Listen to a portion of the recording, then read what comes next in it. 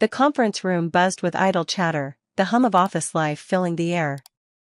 I glanced at my phone, its screen lighting up with an incoming call from Jason.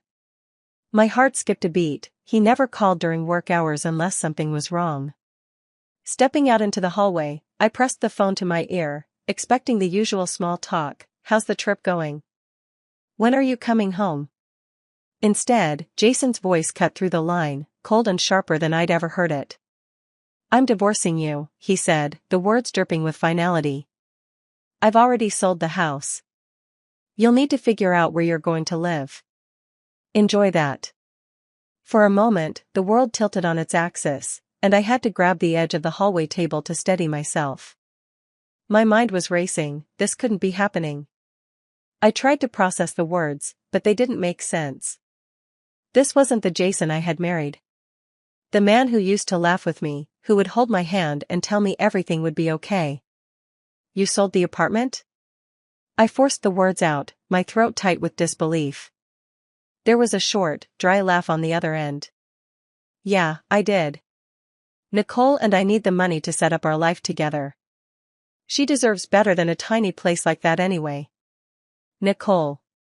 My stomach dropped. The name hit me like a punch to the gut, and in that moment, I realized all the things I had been pushing down for months were true. The late nights, the sudden business trips, the distance, he had been seeing someone else.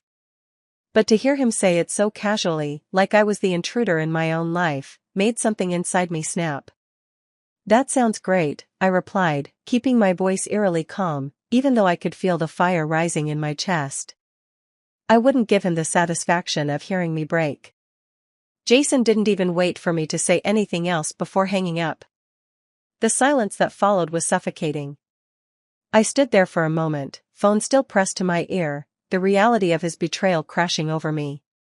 He thought I'd fall apart, that I'd beg him to come back, to explain himself. But that wasn't going to happen. I wasn't going to beg for a man who had already thrown me away. I wasn't going to cry for a life I thought was mine to keep. The rest of the day passed in a blur of meetings and clients, my mind scattered, heart aching, but something inside me began to harden. I wasn't going to let him win. He thought he could destroy me with a phone call, that he could take everything I had worked for, including the home I loved. But there was one thing he didn't know. The apartment was in my name. Not his. I had taken the steps, months ago, to transfer the deed into my name alone after we refinanced. Jason hadn't even bothered to read the paperwork. He had signed it without a second thought. And now, his carelessness was going to cost him. I would fight for this. I would fight for everything he had tried to take from me. I wouldn't let him get away with this. The pain of his betrayal stung, but the thought of watching him crumble beneath the weight of his own arrogance gave me a sense of purpose I hadn't felt in months. I wasn't going to let him walk away scot-free. This wasn't just about the house, it was about reclaiming my life. I wasn't going to break down. Not now. Not ever. I spent the rest of the day in a daze, the events swirling in my mind. Jason's words replayed over and over, like a broken record that I couldn't escape. The apartment, my home, was gone, sold out from under me without my consent. And with it, everything we had built together seemed to crumble in an instant. But I wasn't going to let him take everything. Not without a fight. By the time I stepped into my hotel room that evening, my emotions had settled into something colder, more determined. I knew exactly what I needed to do. I wasn't going to beg him for explanations or apologies. He had made his choice, and now it was my turn to make mine. The first call I made was to Chloe. My lawyer. My friend. Chloe had been there through some of the toughest times in my life, and now, she was the one who was going to help me take back what was mine. As soon as she picked up, I wasted no time. Chloe, it's worse than I thought. Jason sold the apartment. He did it behind my back, and now he's acting like he has the upper hand. There was a brief pause before Chloe responded, her voice sharp, but calm. He what? He sold it. He thinks I'm just going to roll over and let him walk away with everything, but he's wrong. My voice was steady, but inside, my pulse was racing. Olivia, this is huge. He can't do that. He can't just sell the property without your consent. The apartment is yours. It's been yours for months. I felt a rush of relief wash over me. For a moment, I had feared that Jason had found a way to make everything disappear. But Chloe was right. The deed was in my name. I had taken the step to secure it months ago, when we refinanced. Jason had been too careless, too distracted by his own lies and betrayal to pay attention to the fine print. He doesn't know that, I said, my voice suddenly firm. He thinks I'm the one who's powerless here, but he's the one who's made the mistake. I'm going to make sure he pays for it. Chloe's laughter was dry but reassuring. You're right. He's in for a rude awakening. We'll start by notifying the buyer. The sale is invalid, and if he's taken any money from them, we've got a case for fraud. The word fraud hit me like a shot of adrenaline. Suddenly, everything seemed clearer. Jason wasn't just losing a home, he was about to lose everything. I had the upper hand now, and it felt damn good. We'll need to move fast, I said, my voice unwavering. Can you handle the paperwork? I want this done today. Consider it done.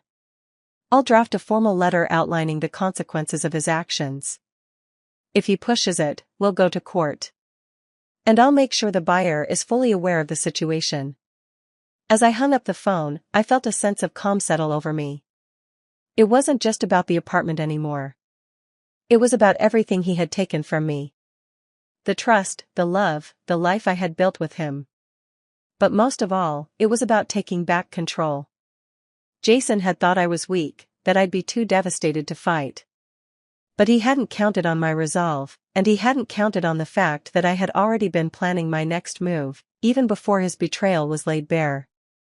I spent the rest of the evening composing myself, not allowing myself to fall into the despair I knew Jason expected. When I boarded the plane back home, I was ready. Ready to face him. Ready to reclaim my life and my home. Chloe was already on it. The paperwork was prepared, and the formal letter had been sent to Jason's email. As I stepped off the plane, my phone buzzed. It was a text from Chloe. They're shocked. The buyer wants to cooperate. We've got this. I smiled to myself, the tightness in my chest easing. It was happening. Jason's arrogant move was falling apart piece by piece, and I was going to be the one to watch it all unravel. When I got home, the apartment felt different. Jason's things were still there, his jackets carelessly thrown over the back of the couch, his shoes by the door, but the place felt wrong. Like the energy had shifted. He wasn't here anymore, not really. And soon, he wouldn't be here at all. I wasn't going to waste time feeling sorry for myself. He thought I was just some helpless wife who would collapse at the weight of his betrayal. But I wasn't that person. I never was. A few hours later, the door swung open, and there he was, Jason, storming in, his face red with anger, his phone clutched tightly in his hand. What is this? He spat, waving the letter Chloe had sent him in my face. You're telling me I can't sell the apartment? It's half mine. I stood up slowly, crossing my arms. No, Jason. It's not half yours. The deed has been in my name for months now. His face froze. He didn't say anything at first. He just stared at me, like he was waiting for the punchline to something. But there was no joke. You signed the paperwork, I continued. You didn't read it, but you signed it. I had the deed transferred after we refinanced. You never bothered to ask about the details, but you should have. The look on his face was priceless. For the first time, I saw him falter, his arrogance cracking. But he didn't back down. Instead, he sneered. You think you're so clever, don't you? This doesn't change anything. I've already made a deal. I'm going to win, Olivia. You'll see. I took a deep breath, stepping closer to him, letting the silence stretch between us. You've already lost. The sale is void. The buyer knows that. And if you've spent a single cent of that money, you're in even bigger trouble. His face drained of color, his confidence shattered. He opened his mouth to speak, but the words died on his tongue. I could see the panic in his eyes. You're not in control anymore, Jason, I said softly, my voice low but steady. I am. Jason's eyes flickered with disbelief, his mouth opening and closing as if searching for the right words, but none came. The arrogance he had worn so proudly just days ago had melted into frustration, and I could almost see him scrambling to keep control of the situation.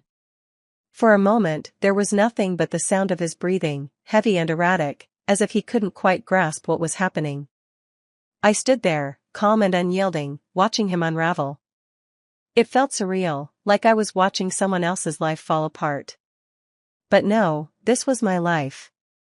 My life that he had tried to destroy. And now, I was standing in the middle of it, stronger than ever. You can't just do this, Olivia, Jason muttered, trying to regain some semblance of the man he used to be. This is ridiculous. We were supposed to work through this. Work through this? I repeated, a bitter laugh escaping my lips. You made your choice, Jason. You didn't give me a chance to work through anything. You sold our home, the one we fought so hard to get. You tore everything apart and thought I'd just let you waltz off into your new life. He shifted uncomfortably, his hands shaking as he tried to keep his composure. His eyes darted around the room, as if searching for something to hold on to. But there was nothing left. Not here, not in me, and certainly not in the life he had built on lies. I'm not the one who needs to work through anything, I said, my voice unwavering. You're the one who needs to figure out how to fix this mess you've made. And you're going to start by signing the papers. His jaw clenched, and for a brief second, I could see the old Jason, the one who had always been able to charm his way out of anything. But this time I wasn't falling for it. This time, there was no sweet talk, no apologies that would get him out of this. Fine, he spat, his voice low and filled with venom. But I'm not going down without a fight. You can't just take everything from me. I'm not taking anything from you, I said, my voice cold and steady. You gave it all away the moment you sold that house behind my back. You lost your right to fight when you chose to betray me. For the first time, I saw something close to fear flicker in his eyes. His pride had always been his shield, but now, that shield was shattered, and the man who had once stood before me as the center of my world looked small, desperate. The confrontation continued, the tension thick in the air, but it was clear that Jason's bravado was crumbling. His anger turned to desperation, his threats grew weaker, and his attempts to manipulate me seemed more pathetic with every passing second. You can't just throw me out, Olivia, Jason growled. I'll take you to court. I'll fight you every step of the way. You can try, I replied, the words sharp as steel. But the truth is, you're already in too deep. The sale's void. The buyer is already involved. If you even think about spending any of that money, you'll be facing criminal charges. Jason froze. It was like the weight of my words finally hit him. He had never thought I'd be the one to turn the tables, to take control, to make him answer for his actions. I could see the wheels turning in his head, and for once, I felt the power shift completely in my favor. His phone buzzed, Chloe had sent the formal letter detailing the legal ramifications, and the buyer had already started the process of rescinding the contract. Jason's face turned pale, the color draining from his cheeks. This was real. This was happening. You're right, he muttered, his voice barely audible, his gaze shifting toward the door. He seemed to be weighing his options, but deep down, he knew there was no escape. I'll go, he finally said, his voice strained. But you'll regret this. You'll see. As Jason walked toward the door, shoulders slumped, his steps heavy with defeat, I felt a strange sense of calm wash over me. I hadn't expected him to leave quietly, but I had expected him to lose. The fight was over, and I had won. I watched him leave, his figure shrinking in the hallway, and for the first time in a long time, the apartment felt like mine again. The silence was deafening, but it was a peaceful kind of silence, a silence that no longer felt like the calm before the storm. It felt like freedom. I sank into the couch, my mind still buzzing with the events that had just unfolded. But there was no more anxiety, no more uncertainty. I had come out on top. Jason had tried to crush me, to take everything I had, but instead, he had delivered me my freedom. I didn't need his approval. I didn't need his love. I didn't need anything from him. For the first time in years, I felt like I could breathe again. And this time, it was on my terms. The days that followed Jason's departure were a whirlwind, but not the kind of chaos I had feared. It was a strange kind of calm, an eerie silence in the apartment where once his things had cluttered every corner. Now, the space felt different, lighter, almost renewed. It was as though his presence had been a weight pressing down on everything, and with him gone, I could finally breathe freely. I spent the first few days in a blur of activity. Chloe had kept me updated on the legal proceedings, and everything was moving along smoothly. The fraud charges that Jason thought he'd sidestepped were now very much a reality. The buyer, furious over the sale being invalidated, was ready to cooperate with us in taking him to court. Jason had underestimated the situation, thinking his quick and careless move would leave me helpless. But now, he was facing the consequences. It wasn't just about the apartment anymore, it was about everything he had done. The lies, the betrayal, the years I had spent thinking I could trust him. All of that was suddenly being stripped away, and in its place, I was finding a new version of myself, stronger, more resilient, and more determined than I had ever been. But as much as I had won, there was still a part of me that couldn't let go of the weight of the years that Jason had taken from me. I had been so consumed by the betrayal that I hadn't allowed myself to truly feel the impact of it all. And now that the dust was settling, I found myself confronting the raw emotions I had pushed aside for so long. I walked through the apartment one evening, carefully touching the things that used to belong to him, his favorite books, his cluttered desk, the pictures of us from happier times. I'd never imagined this moment would come. The end of a relationship that had once felt like it would last forever. The sight of his things made me sad, but it also made me realize something important: those things weren't me. They didn't define me. I was more than the woman Jason had made me into. I was more than the person who had spent years walking on eggshells, trying to make everything perfect for him. It wasn't just the apartment I was reclaiming, it was my life. The next day, I called Chloe and made arrangements to meet her at a cafe. As we sat down, I could tell from her smile that things were progressing better than expected. She handed me a folder, the papers inside thick with the weight of everything we had been working toward. Jason hasn't responded yet, but we're moving forward. The buyer's withdrawal from the sale, the fraud charges, it's all lined up. I have no doubt we'll win, she said, her tone confident. He doesn't have a leg to stand on. I couldn't help but smile. For the first time in a long while, I felt like I was in control. I wasn't just reacting to Jason's moves. I was making my own decisions, moving forward with my own future. And that felt incredible. As Chloe and I talked through the next steps, I knew what I had to do next. It wasn't just about making sure Jason paid for what he'd done. It was about making sure I didn't lose myself again. I wasn't going to sit in this apartment, a prisoner to the past. I was going to make it mine, really mine. Later that evening, I began packing up his things. Each item I picked up felt like a weight lifting from my shoulders. The jacket he always left draped over the back of the chair, his sneakers scattered by the door, the bookshelves cluttered with his nonsense, each piece of his life, now gone from mine. I didn't feel anger as I threw it all into boxes. I didn't feel resentment. I felt something stronger, empowerment. This was my space, my home, and I wasn't going to let him, or anyone, take that from me again. By the time I had packed the last of his things, the apartment had started to feel like a different place. I rearranged the furniture, moved my artwork into the living room, and brought in new pieces that reflected who I was now, someone who had found strength in her darkest moments, who had stood up for herself, and who was going to keep standing. A week later, I got a call from Chloe. It's official, she said, her voice lighter than I had ever heard it. The divorce papers are ready to sign. Jason signed them this morning. I hadn't expected it to be easy, but I couldn't help the small smile that tugged at the corners of my lips. For once, it felt like I was the one holding all the cards. Jason hadn't been the one to leave me, I had been the one to let him go. And now, I was walking away with my head held high. When I finally signed the papers, it wasn't with sadness. It wasn't with regret.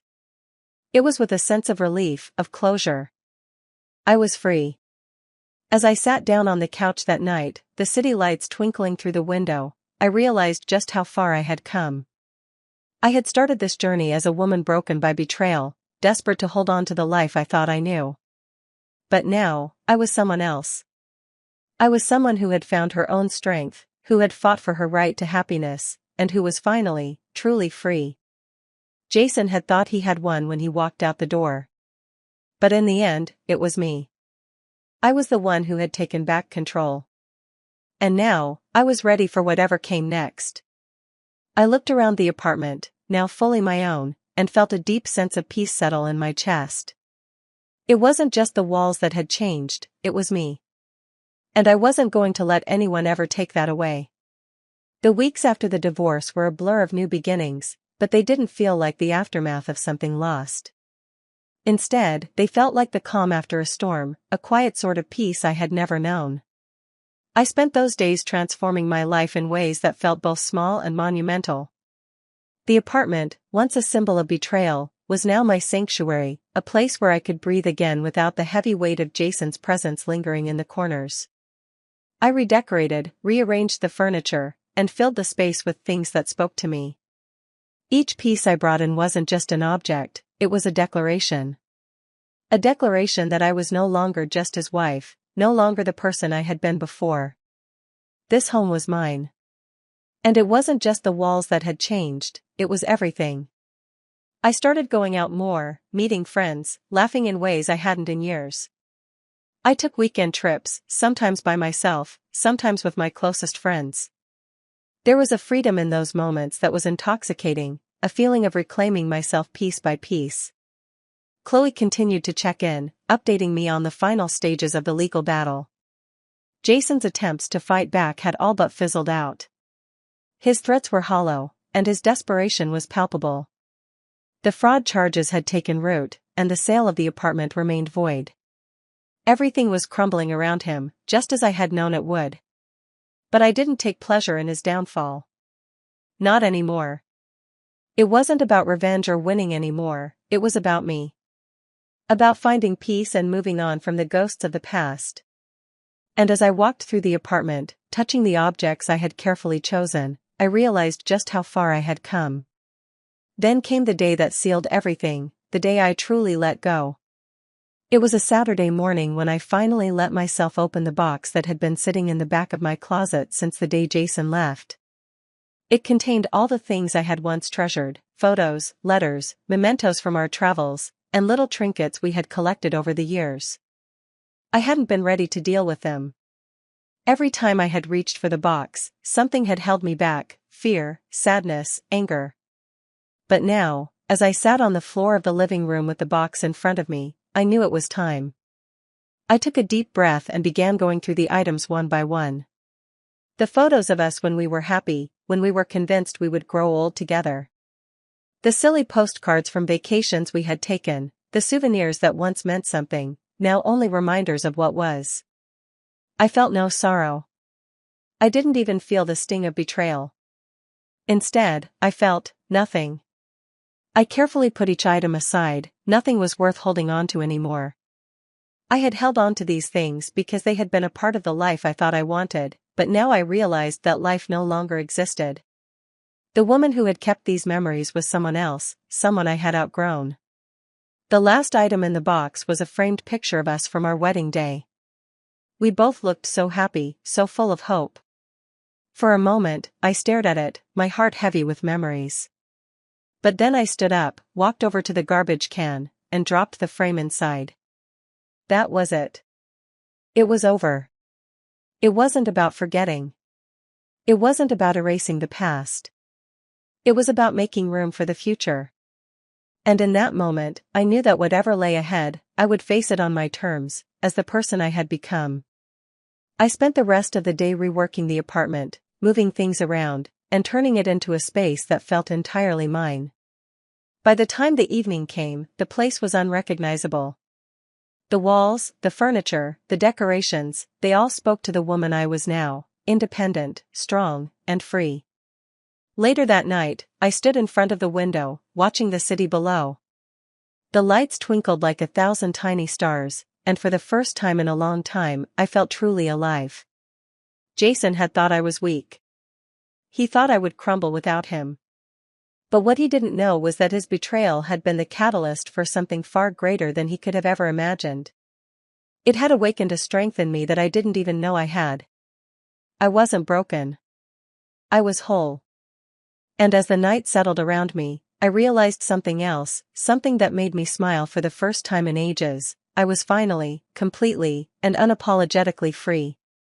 The future was mine to write, and I was no longer afraid.